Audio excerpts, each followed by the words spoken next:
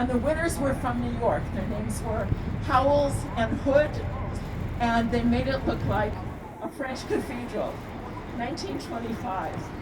Across the way, to your left, the light-colored building that has a much more stripped-down style to it, and it gets narrower and narrower as it goes up, and the ornament is all very close to the building.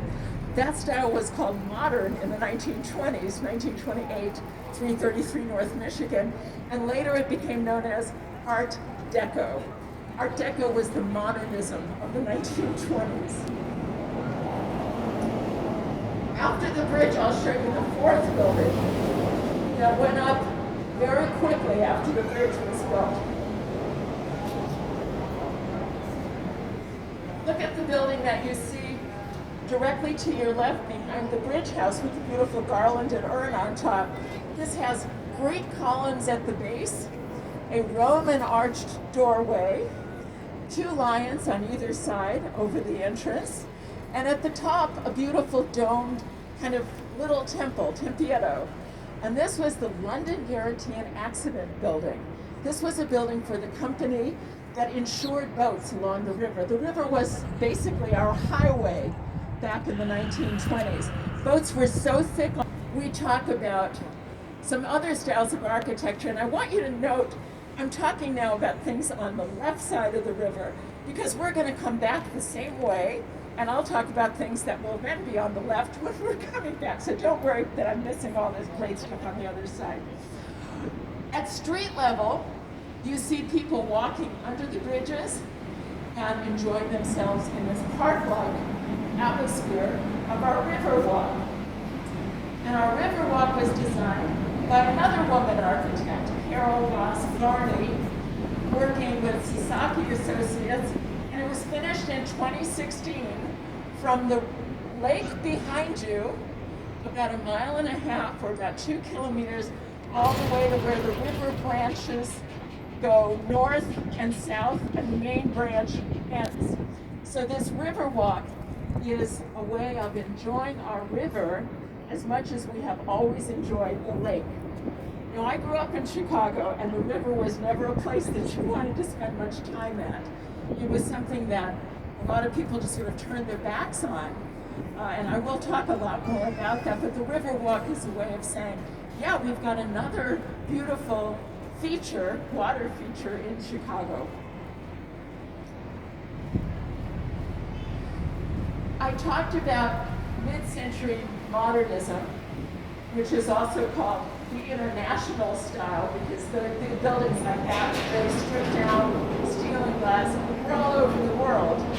Postmodernism reacted to that less is more idea of beauty with less is a bore. Let's have a lot of ornament and a lot of reference in our buildings to something particular. So take a look at the second building on your left, and if you go all the way up to the top, you'll see a big triangle. That's called a pediment, and a pediment is a characteristic of ancient Greek buildings like the Parthenon. So this building looks like the Parthenon, but you don't see anything about the structural details, like what is holding this building up. You certainly don't see that on the building. It's really all about the surface and the ornament on the surface, referring to something great and grand and ancient. The architect is Ricardo Goffield and James DiStefano, and it was designed in the 1980s, I think it was around 1989, for this building, and it was a reaction to less is more. It was less is more, bring it on. Very, very dramatic. The building to your left with the flag flying over the base, limestone building that has those very straight lines and emphasis on the vertical, is called the LaSalle Wacker Tower. Notice how the ornament on the building under the flag is very, very close to the surface. That's one of those Art Deco era buildings. It's from 1930 by Holderberg and Root. And at the top there's a spire, and it used to have a sort of a disco ball on the top that was a navigation aid for early airmail flights.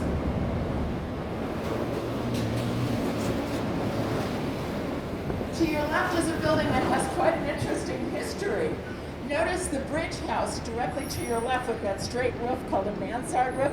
At the top of the building, there's a glass atrium that has a mansard roof look to it, and that's not an accident. This building didn't used to have that glass atrium in the 1920s when it was built in the Beaux-Arts style. So notice those Ionic columns at the base, two-dimensional columns, and more at the top. And this was the builder's building. There are like Mason symbols between the windows by Graham Anderson, Probst, and White. And then 60 years later, an addition was put on, and the atrium was put on by Skidmore, Owings, and Merrill. So a two-part building over 60 years.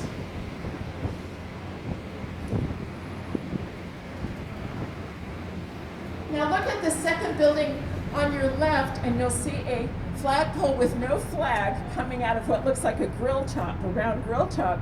This is 225 West Wacker. Look up at the top of the building and you'll see two towers that look like bridge houses, those sort of tall, skinny buildings.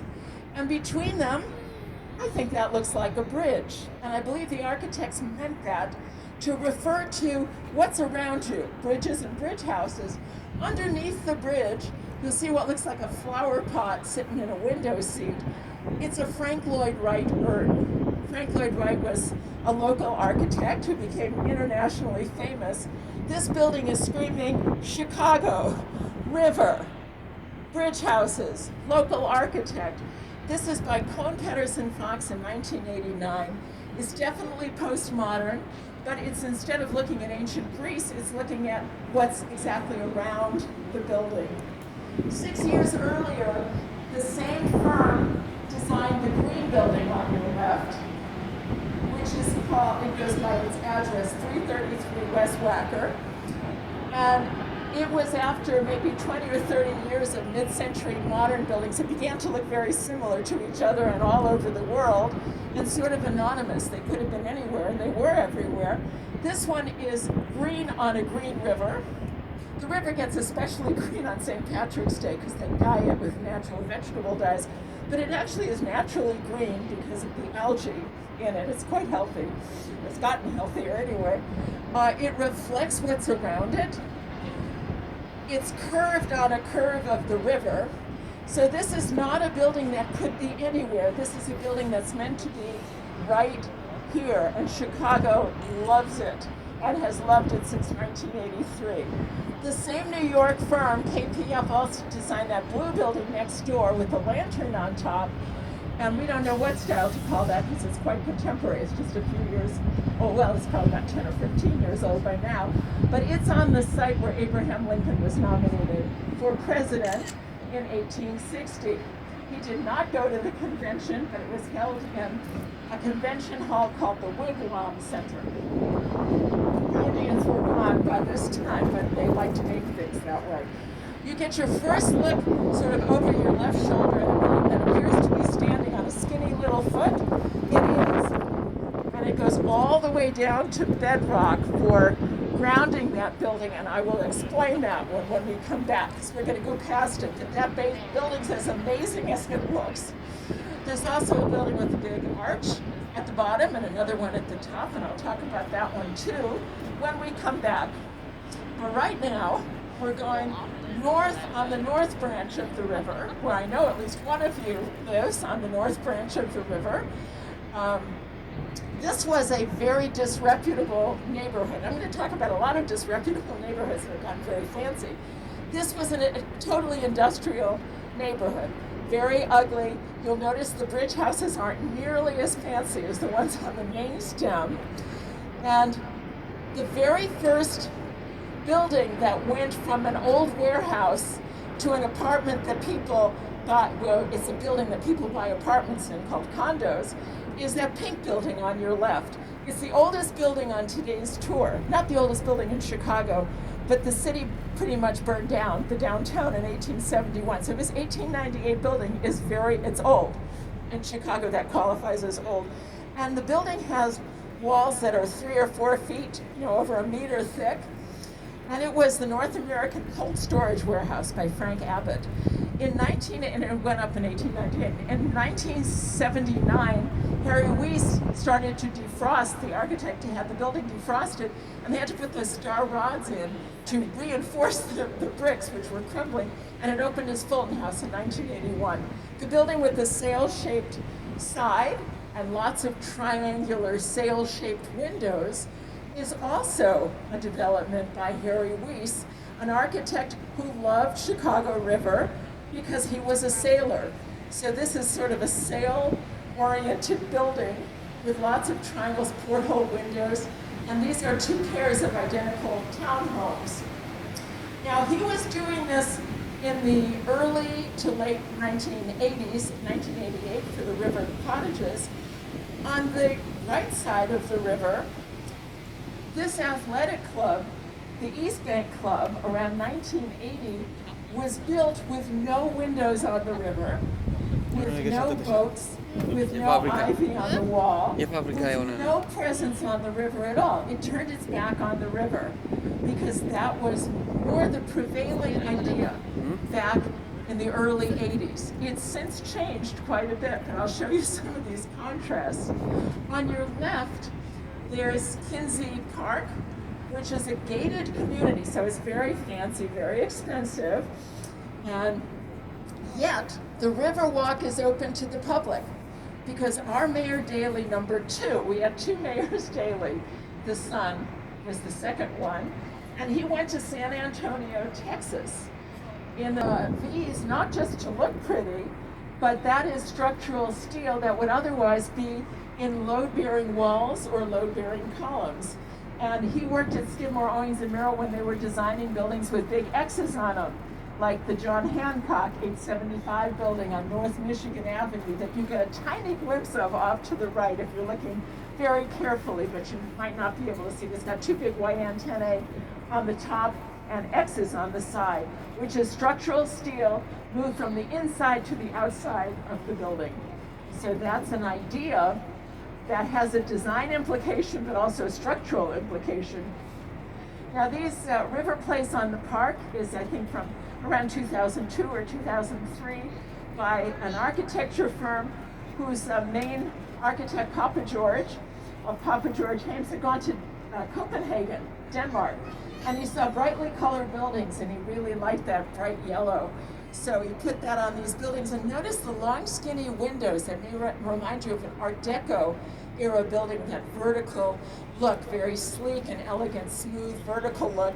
Well, look at the building next door with these very vertical windows and low reliefs, those brown reliefs over the arcade, and at the top, reliefs close to the building. This is a 1930 building. It's one of the Montgomery Ward buildings called the Administration Building, but you can see it's a warehouse to your house.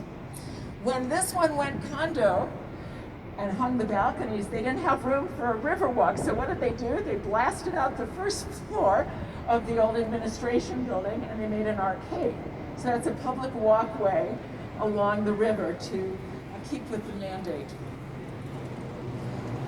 On the other side of the bridge is an even more amazing building. This was the old warehouse for Montgomery Ward. So this was where they filled the orders for everything you could possibly need, just like Amazon, from baby clothes and baby cribs to coffins. They said, we will cover you from cradle to grave, satisfaction guaranteed, or your money back.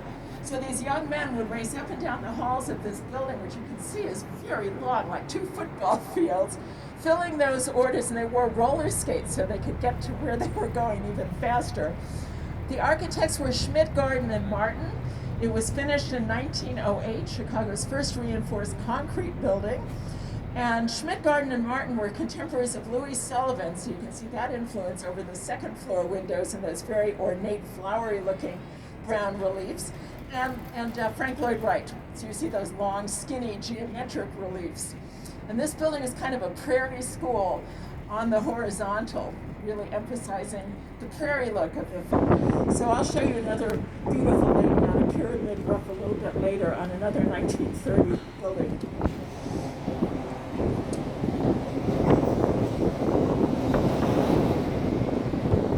Now on your right, you see a building that says Chicago Tribune. This is where the Tribune fortress.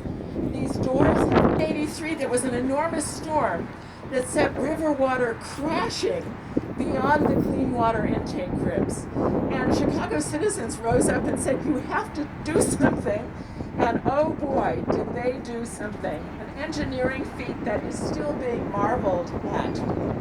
They decided to change the flow of the Chicago River, so instead of flowing into Lake Michigan, they would divert it by a canal called the Illinois Sanitary and Shipping Canal toward the Mississippi River. Now, I'm not a scientist, but I know that water flows downhill, and believe me, they knew it too. They dug the canal deeper than the Chicago River, which is not a very deep river. I told you it's a swampy, shallow river, but they had to make it long enough and wide enough for boats, and it took 7.5 years. It was an engineering marvel, which laid the groundwork for the digging of the Panama Canal starting in 1906. This was 1892 when they started. When they were finished, in Chicago, everyone was very happy. They hadn't opened the floodgates yet. But downriver on the Mississippi, you can imagine how people in St. Louis and points on the Mississippi felt about getting Chicago's filth. They didn't want it in their drinking water either. So there was, had a suit, and it was going all the way to the Supreme Court when Chicago decided, oh, it's really better to do it and apologize than to ask permission. So what they did on January 2nd, 1900, was they opened the floodgates to the canal, and the Chicago River flowed into the canal, filled the canal, but they didn't open the exit valve. They said, we'll give the Supreme Court 2 weeks to make up its mind. You know how long it takes the Supreme Court, even today, to make up its mind. It actually took 6 years in this case. But Chicago gave them 2 weeks. They heard nothing from the Supreme Court. They opened the floodgates, and there was the Chicago River flowing like a Niagara of Chicago, it was described. And what color do you suppose it was? Not green. Brown, a rich mahogany brown. And the Supreme Court, as I say, took 6 years to make up its mind. And in the end, they decided in favor of Chicago, and here was their reasoning.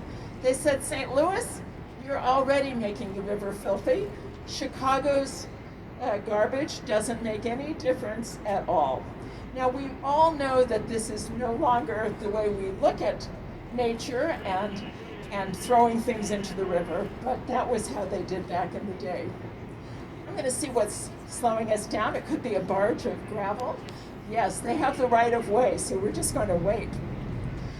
Ahead of you, you see an upraised bridge. I think some of you at least can see that, and we're going to get to that in a minute. But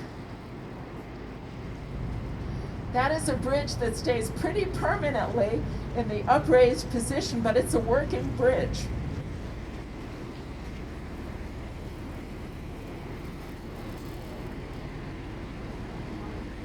It was a railroad bridge, but when you pass by it, when we get to go under it, you'll see that it would be very, very low, and every time something like our boat would go under it, it would have to be upraised again. So it is a landmarked bridge. It makes a very great picture, but I want to show you something you won't get to see at any other bridge, because it's pretty permanently in that position.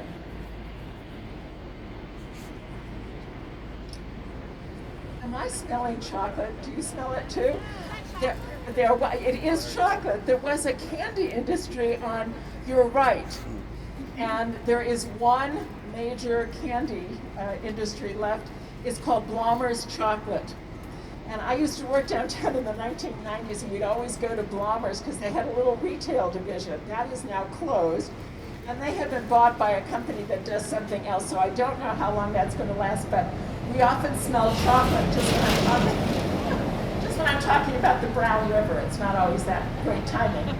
Anyway, take a look at the the upraised bridge, how low it would be, the little dinky bridge house, and behind it a slab of yellow painted concrete, which will be easier to see if you turn around after we pass the bridge. This is a 1909 railroad bridge. The railroad still owns the right-of-way, but it's never going to come down permanently. That weight is the counterbalance for essentially a balance bridge, like a teeter-totter. So if you go on a teeter-totter with your child, you put your child on one end of the long end and you sit close to the middle, and that counterbalances the weight of the bridge, which is quite heavy, and has to be recalibrated every time they paint the bridge or it ices over. It is so exquisitely calibrated that that bridge goes up and down very quickly with a motor like the motor of my VW from 1970, Europe on $5 a day. I mean, like a teeny little motor. So it's amazing, and all the bridges we're going under today have that mechanism. It's called a bascule or balancing bridge, but you don't get to see those counterweights anywhere else, so that's a sight to see. Now on your right, it looks like a apology to St. Louis. It looks like the St. Louis Arch on River Point, but in fact the architect Pickard and Chilton have told the docents don't say that because it really is an homage to 333 West Wacker on your left, the green glass curvy building. It's saying hats off to this beautiful 1983 building. This one was finished in 2016 by Pickard and Chilton, River Point, and the sculpture in front of it, the red that looks like a flame, is actually called Constellation by the Spanish architect Santiago Calatrava, designed the Art Museum in Milwaukee, so if you know that beautiful building.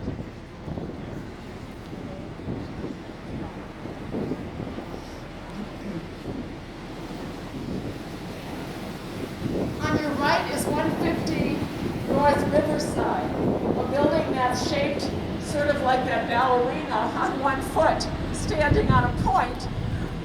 It is an amazingly engineered building between the river, very skinny footprint between the river and the railroad tracks on the other side.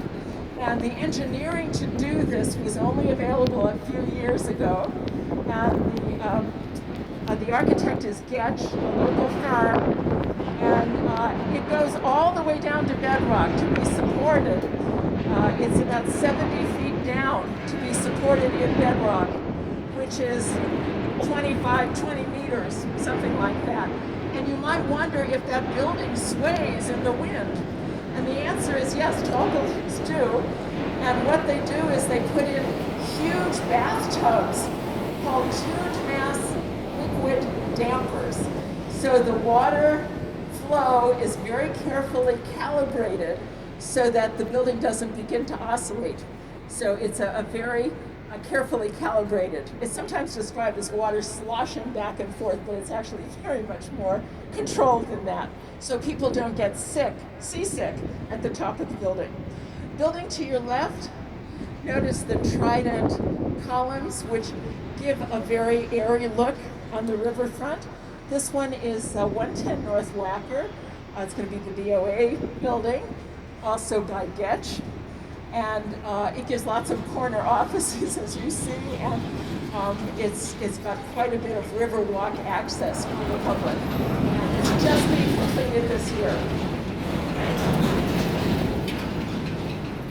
To your left is a building that says Civic Opera Building, and you can see this one is turned away from the river. This is the opera stage, the side of the stage, and it went up in 1929, and you can see it's a huge office building. They wanted the office rental and lease to pay for the opera, but 1929 was not a very good time to do this. The architects were Graham Anderson, Probst and White, and they opened with Aida, the opera Aida, 6 days after the stock market crashed. So no one was renting space. And this building might have been torn down, but it was probably too expensive and huge to tear down. It has come back as the lyric opera since the 1950s. But you see they were turning their back on the river back in the day.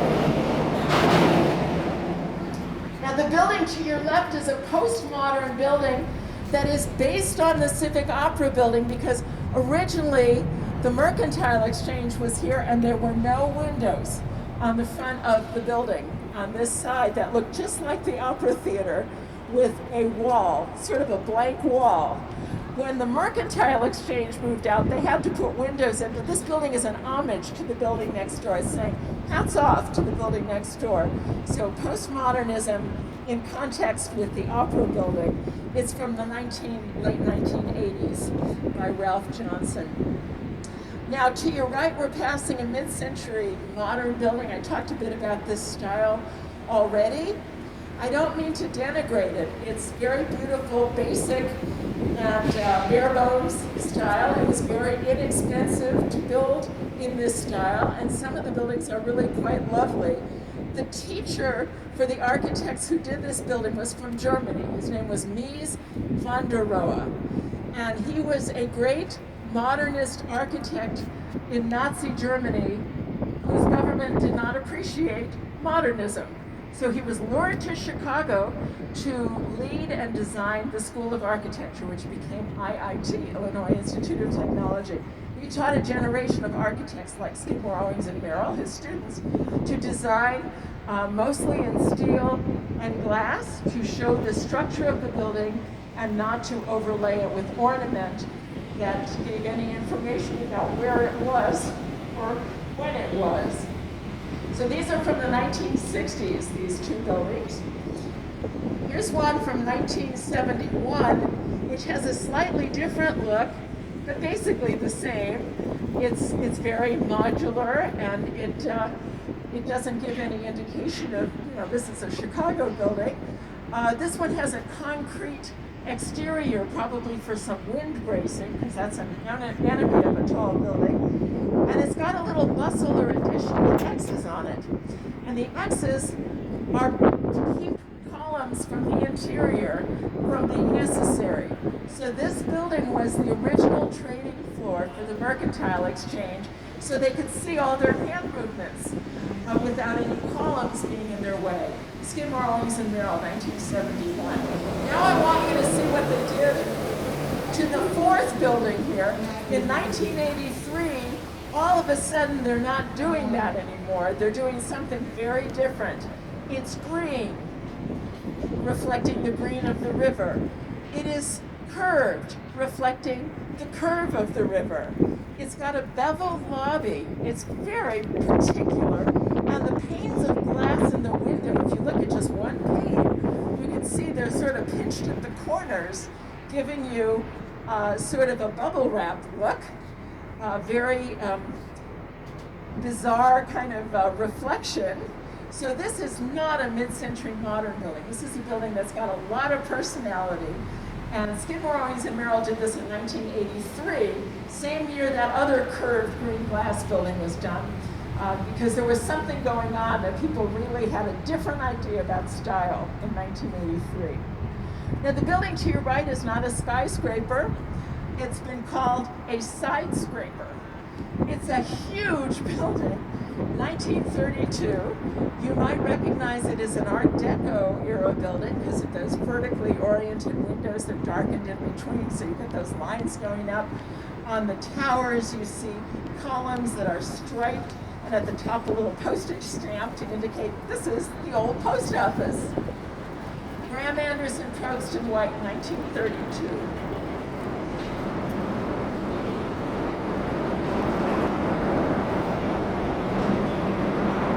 About why Chicago, never the world's largest city or even the largest in the United States, needed the world's largest post office.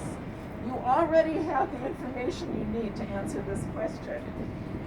Remember those catalogs?